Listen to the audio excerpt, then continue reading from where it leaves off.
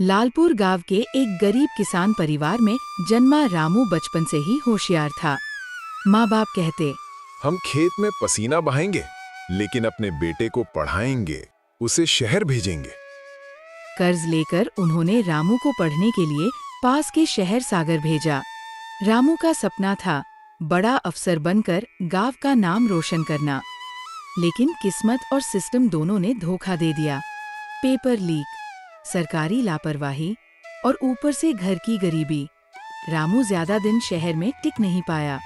टूटे दिल और खाली हाथ जब वो गांव लौटा तो उसके पड़ोसी जग्गू ने मजाक उड़ाते हुए कहा, अरे देखो, बड़ा अफसर बनकर लौटा है हमारा रामू, अब खेत में हल चलाएगा।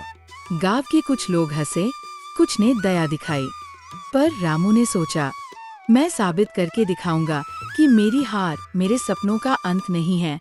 उसने अपने पिता का टूटा हुआ बैलगाड़ी का शेड ठीक किया, उसमें मिट्टी के चूल्हे बनाए और खोला। रामू का देसी तड़का। पहले पहले लोग मजाक उड़ाते, खासकर पड़ोसी जग्गू, लेकिन रामू का खाना इतना स्वादिष्ट और प्यार से बना होता कि लोग बार बार आने लगे। एक दिन पास के कस्बे के राहुल जग्गू के रिश्तेदार उसके ढाबे में आए और जानबूझकर खाना फेंककर बोले, अरे जानवर समझो क्या, ये क्या बनाया है, कुत्ते को भी न खिलाएं, बकवास खाना, छी छी, फू। रामू को बहुत गुस्सा आया, लेकिन उसने कुछ नहीं कहा।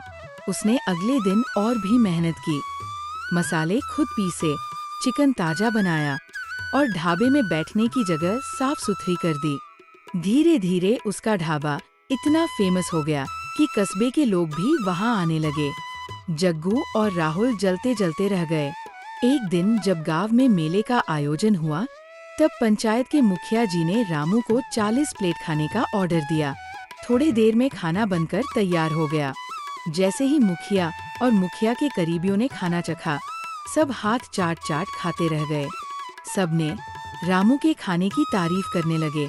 अरे रामू, काका, तुम्हारा चिकन तो लाजवाब है, मसाले में जादू है, ऐसा स्वाद हमने कभी नहीं चखा, अब हर रविवार यहीं आएंगे। उस दिन रामू की माँ की आंखों में आंसू थे। बेटा, तू अफसर न बन सका, लेकिन आज तूने हमें गर्व महसूस करवाया है। बेटा, तुम बहुत मेहनत करो और आगे बढ़ो। माँ, मैंने सीखा है, जीतने वाला वही नहीं होता जो बड़ी डिग्री ले आए। जीतने वाला वो होता है जो गिरने के बाद भी फिर से खड़ा हो जाए।